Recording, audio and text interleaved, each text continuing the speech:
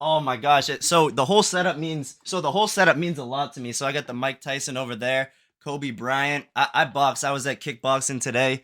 We got the J. Cole Yeah, album, Conor McGregor right there, the Irish, the Fighting Irish, and then over there, we just gotta what that's what we're working for. You know what I'm saying? A little bit. uh Yeah, and then the open. Oh man, so that brings up. We gotta get a good introduction first. Is this going recording me? Yeah, man. So I wanted to say we got Kylie Muscle on today. Thank you so much for coming out. Really appreciate it. So the first thing I gotta start out with, man, right off the bat, LA Fit Expo, man. You were dripping, my man. The full Gucci fit. Oh my god, man. I was looking at that and I was like, man, this dude's looking tough. I gotta get something like you see, like me, I don't know if I could pull something off like that. If I pulled up there, people would like hit a lick on me or something. you got that high energy. You can pull it off. I appreciate that. So that was the first thing I wanted to talk about, the Xcon to Icon. I've started it out, and where I really wanted to start this, if you could give a brief introduction on yourself, where you came from, your upbringing with I found the thing that really changed a lot about you. I looked at you as an influencer. I looked at you as someone that's trying to change their life around.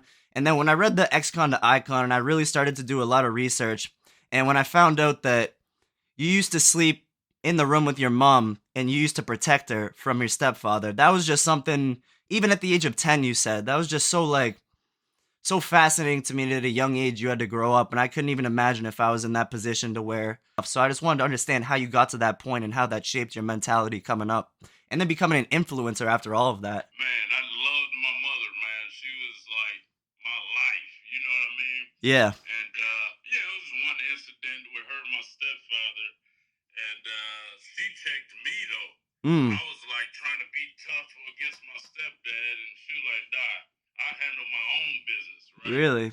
And so yeah, and so just she just molded my life. Even though, so I was just on the phone with one of my clients, and my real father was a survivor of the Jim Jones, Really? the Jonestown massacre, where you had to, where everybody drunk the Kool Aid.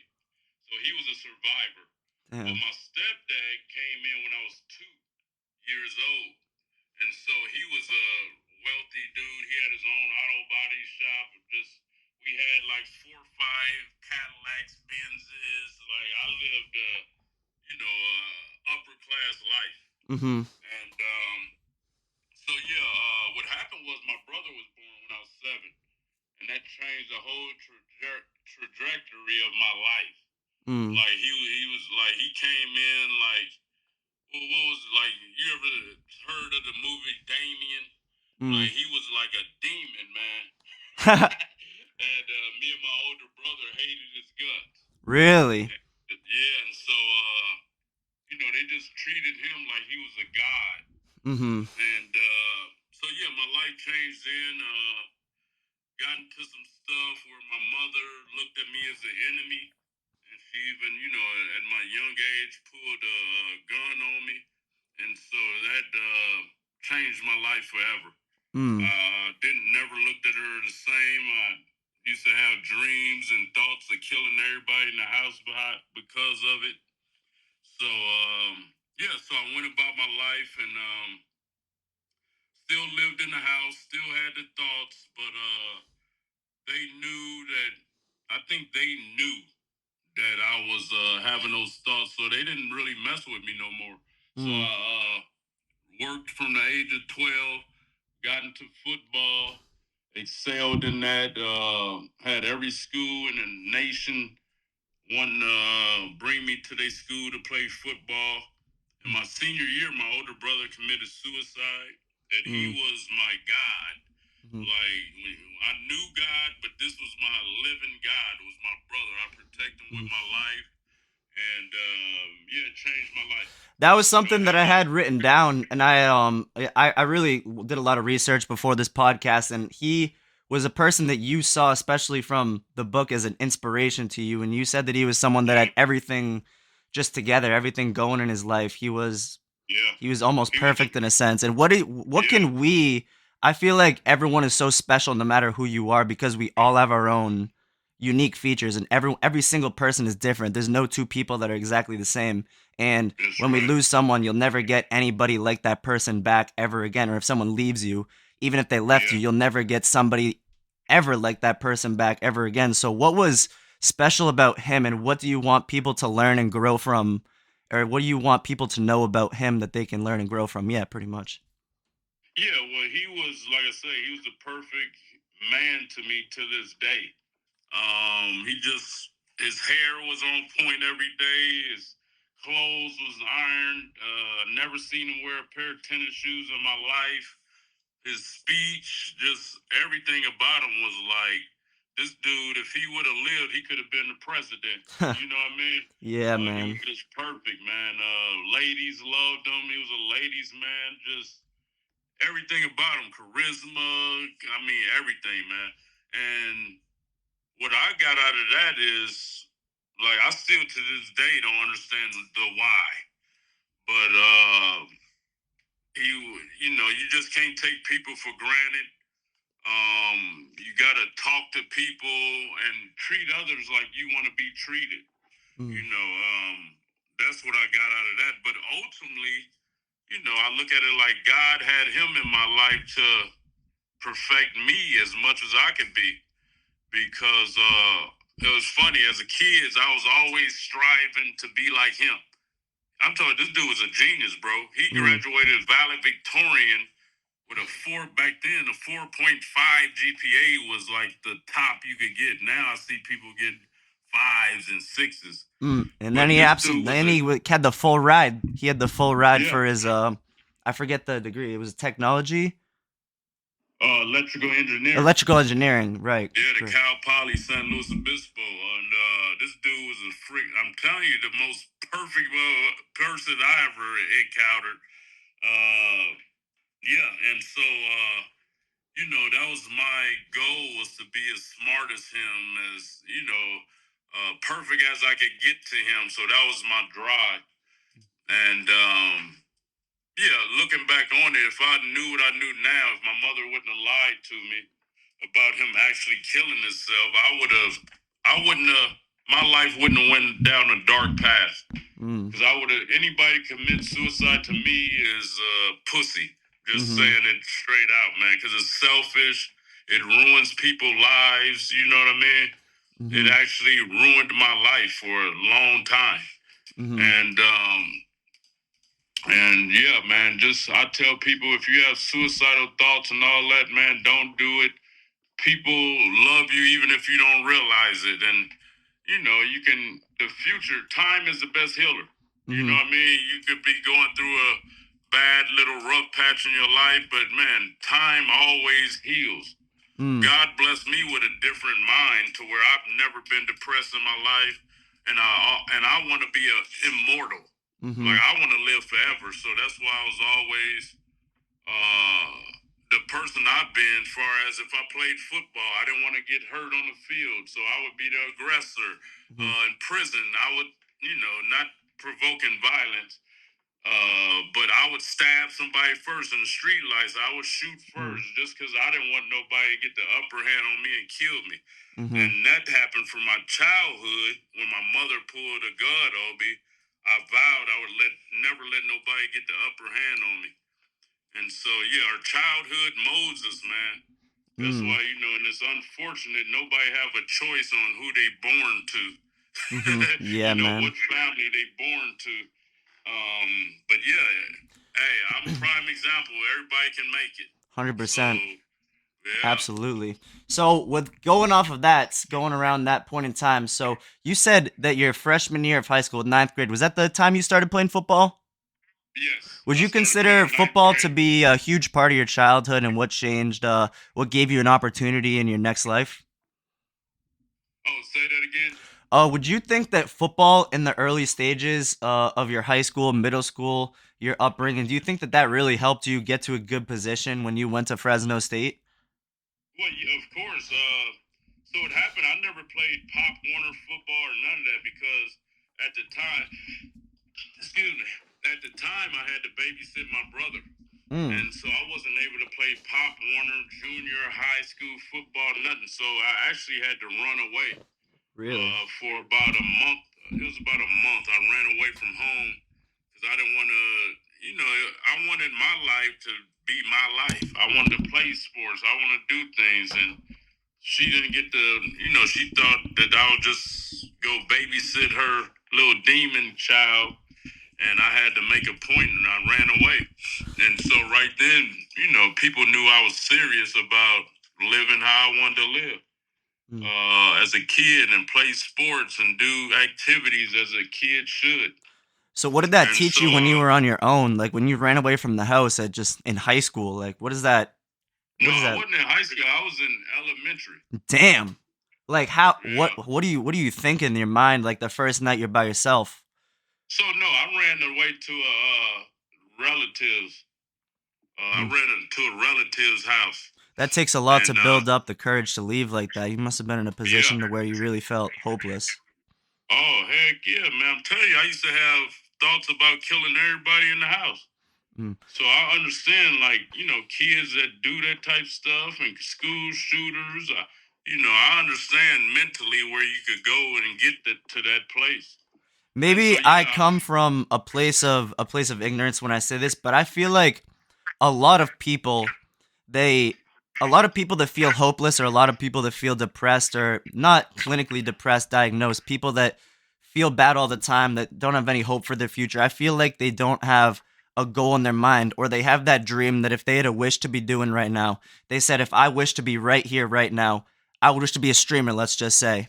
But they don't mm-hmm. do all the things that lead up to being a streamer. So it's just like how can you go how there's you live a meaningless life if you don't have a purpose and if you don't have something that Yeah, you're waking up in the morning to chase after, that goal that you're going to find. It's like you mm-hmm. literally live a meaningless life and you wonder why you struggle to wake up in the morning. It's like I heard someone say with school, the reason you struggle to go to school every morning is because you don't have a purpose. You're doing something 5 days a week, waking up every morning, but you don't know why you're doing it. But let's say you Yeah, wanted to be a doctor. You would wake up and you'd be in school studying every single day because you have a purpose. Where if your that's father right. says he's going to take you fishing the next morning, you're up all Yeah, night. Oh my God, I'm going fishing. I'm going fishing. Then you wake up and you have a purpose. You're up at 4 a.m. You're up. You're waking your dad up. Hey, dad, let's go, let's go. And you're up at 4 a.m. and not 6 a.m. for school. So it's just, I yeah, feel like a purpose is so important to people. And it's just so many, like, that's like my message to people that yeah. if you don't have a purpose, it's show me your plan and I'll show you your future. And if you don't have a plan, I tell them to say the rest. You don't have a future. And So I it's just funny believe you that. say that. So what happened to me would really change my outlook on school and all that. I went to my brother before he killed himself. I went to his graduation, and Mm. he was valedictorian, so he did a speech, and I just saw everybody clapping for him and cheering him on, and he got all this praise for being good. You know what I mean? Like Hell yeah. I was a attention seeker, so I would do a lot of bad shit to get attention, like getting suspended in school, class cloud, different stuff like that. But I went to his graduation. I'm like, wow, people will like cheer you on and congratulate you for good stuff. So when Mm. I went to high school, I went to the same high school he went to, and I was already popular because I was his brother, and I vowed that I would try to be a 4.0 student like him. Mm. So it was me Yeah. always trying to catch up to him. But I was an athlete. He wasn't. He was just scholastic. You know what I mean? Hmm. Just smart. And so yeah, that was my drive. Like you say, you got to find your goal and what's your objective. So mine was to be as smart as him, but be great in sports at the same time. Hmm. So that was just led me through high school. Like, man, I just Hmm. was driving, Mm. to Can you beat him, build baby. off of that? Can you build off of that drive and your mentality going from ninth grade to 10th grade with football and then going all the way from 10th grade, starting on varsity to your senior Oh, year, so going to yes. Fresno State? So what happened to me was I was too light in my ninth grade year. I was only 90 pounds, and they told me I had to gain Damn. weight. Kylie Muscle was Yeah, 90 pounds in ninth grade. yeah. And so what happened was I rolled the bench all my ninth grade season. Mm-hmm. And so I vowed that I was going to come back the next season and crush everybody who laughed at me, made me ride the bench. So Yeah, I started working out I feel that. the summer of the ninth grade, and I came back 40 pounds heavier. I came back at 140, Oh yeah. and I was laying hat on everybody. So I went from varsity, not even playing on JV junior varsity, to starting on varsity Damn. at cornerback, and because of me being so relentless and That's in aggressive, California football too. yeah, Mm. Castlemont High School in Oakland, California. And so I started just smacking everybody, made a name for myself, and ended up getting, scholarship offers from every college in the country. What does that And feel so, like when you're getting those offers? Right, as you're like, I was a celebrity. oh I was yeah. a superstar. Yeah, I was a superstar, man. I was already buff. I weighed like 180, but had like 20-inch arms. I used to wear all tight body shirts. They'd be like, "Get your little brother's shirt back." Hell yeah, me too, bro. Me too. Yeah.